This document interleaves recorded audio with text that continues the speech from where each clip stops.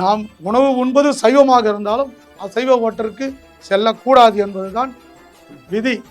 நம்முடைய விரத காலம் முடிகிற வரையிலே யாருடன் எந்த குருசாமியுடன் நாம் யாத்திரைக்கு செல்கிறோமோ அது வரைக்கும் இந்த விரத கோட்பாடுகளை கண்டிப்பாக நாம் கடைபிடிக்க வேண்டும். நாம் செய்கிற ஒவ்வொரு சிறு தவறும் உங்களுக்கு அந்த குருசாமிமார்கள் உங்களை வழிநடத்தி உங்களை இருமுடி கட்டி உங்களை அழைத்து செல்கிறார்களே அவர்களுக்கும் பாதிப்பை ஏற்படுத்தும். அதே சமயிலே உங்களுடைய வாழ்க்கையும் அது பாதிக்கும். நான் ஐயப்பனை வழிபட்டேன், எனக்கு எந்த விதமான பலனும் கிடைக்கவில்லை என்று நீங்கள் சொல்லலாம். ஆனால் உங்களுடைய விரதம்தான் உங்களை உயர்த்தும். படிப்படியாக 18 படி எப்படியோ அதே போல உங்களுடைய விரத முறை உங்களை படிப்படியாக வாழ்க்கையிலே உயர்த்தும்.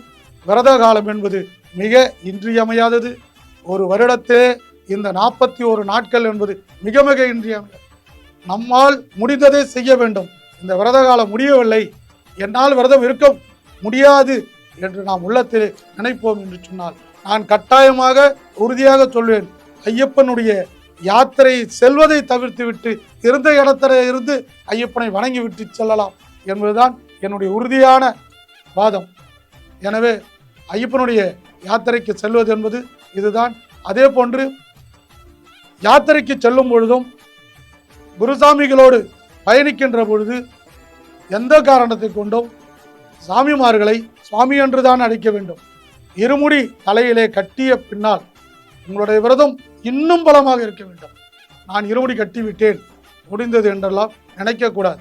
நீங்கள் செல்லுகிற வாகனத்திலே உங்களுடைய இருமுடி, அந்த இருமுடியில் இருக்கக்கூடிய நெய், அந்த தேங்காயிலே அடைக்கப்பட்டிருக்கின்ற அந்த புனிதமான நெய், அதை நீங்கள் மனதில் இருத்தி கொண்டிருக்கிறார்.